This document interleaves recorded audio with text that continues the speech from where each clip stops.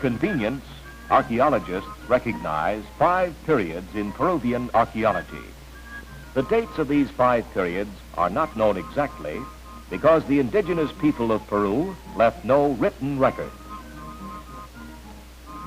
Omitting the nomadic tribes, about which we have little information, the Chavin period is the oldest so far identified in Peru. The period gets its name from the site of Chavin de Huantar in the North Highland area of Peru. Archaeologists believe that the platform-type ruins indicate an early religious center, but that no village was located here.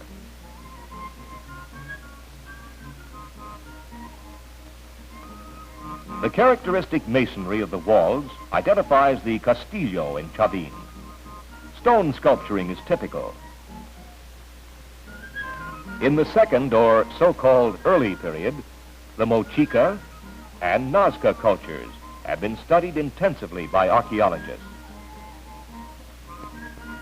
Mochica pottery is basically realistic, pictorial. It demonstrates freedom of artistic expression in design.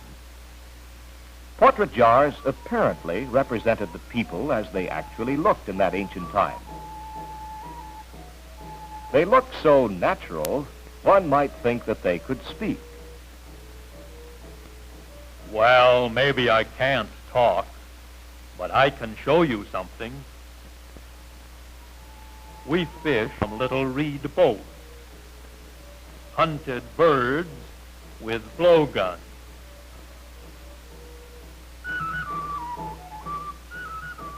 Our ceramics documented our life and times. I guess you can see why we called our ceramics picture book pottery. The whistling jar illustrates the ingenuity of the ancient people. When the jar is partially filled with water and tipped, you can hear the reaction of the patient as the surgeon operates on her back.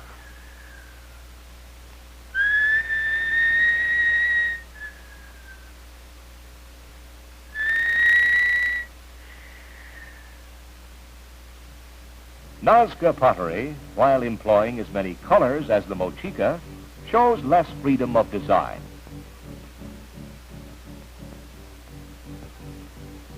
Design is stereotyped and is repeated again and again.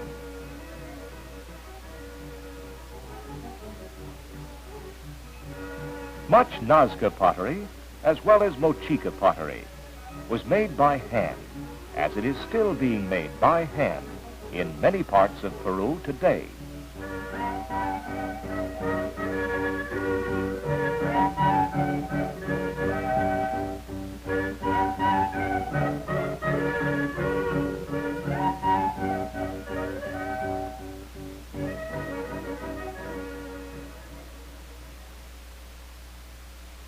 Archaeologists are thankful for the great Peruvian desert, which stretches more than 1,000 miles along the Pacific Ocean.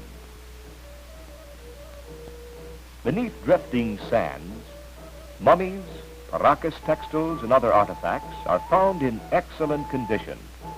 Their colors are as brilliant as though they'd been buried only months instead of 1,000 years. Thus, coastal cultures are well represented by artifacts. However, archaeologists are not so fortunate in the highlands, where only such things as gold, silver, stones, and pottery withstand the disintegrating influences of weather and time.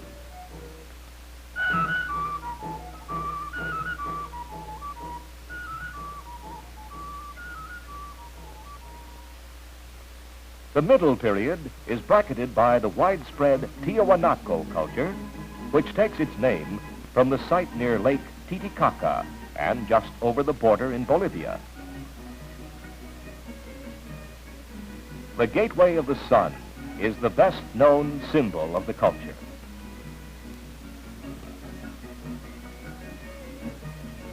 Also in the middle period, the Ica culture erected pyramids along the coast of Peru. Now in ruins, and partially buried by desert sands, Chan Chan was the most famous city of the Timu culture. The Timu culture falls within the late period, when populations were sufficient to produce cities. Built of adobe, Chan Chan sculptured mud walls have suffered because of the occasional rains along the north coast. The Timu culture discloses a simple type of gold work. In the coastal desert, feather work is found in an excellent state of preservation.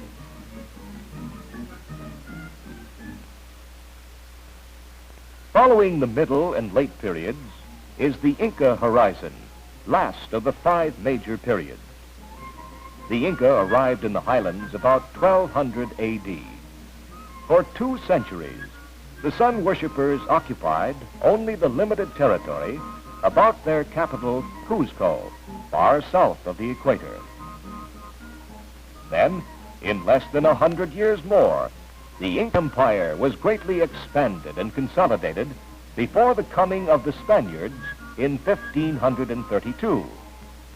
In a total of about 300 years, the Inca civilization flowered and faded, leaving for archaeologists a magnificent heritage.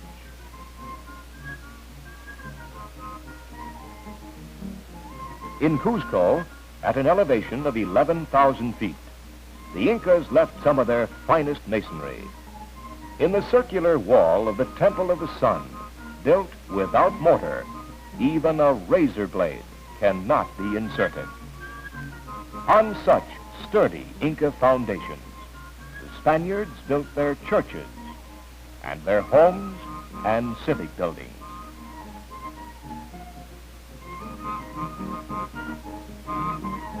No doubt, the Inca frequently visited the amazing fortress of Sacsayhuaman, which overlooks Cuzco.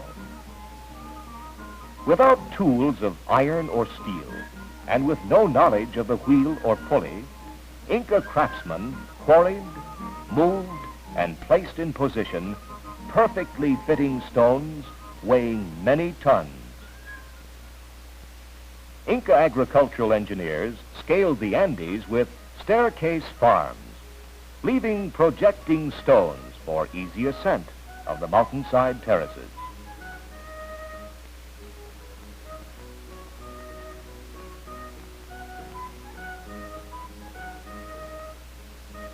Machu Picchu, one of the most spectacular Inca ruins, was discovered in 1911 by Dr. Hiram Bingham.